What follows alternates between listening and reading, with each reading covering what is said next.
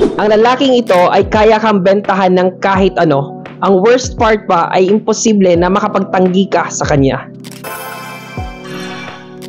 Hey, ako si Mark Verey, ang iyong business chismis buddy.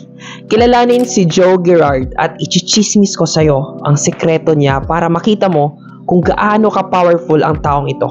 Siya ay binoto na best salesman sa buong mundo by Guinness Book of Records. Si Joe ay naiintindihan ang nature ng tao na kanyang sinamantala para makabenta siya ng marami.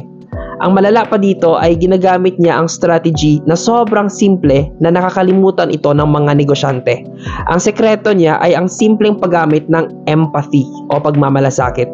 Palagi siyang nakangiti sa kanyang mga customers, pinupuri niya sila, naghahanap siya ng mga bagay na common sa kanila, binibigyan sila ng maraming atensyon to the point na nagpapadala siya ng birthday cards. Ang pagkakaroon ng malasakit sa customer at ang pagpaparamdam sa kanila na sila'y mahalaga ang pinaka-powerful na paraan para mahikayat sila na gawin ang isang bagay.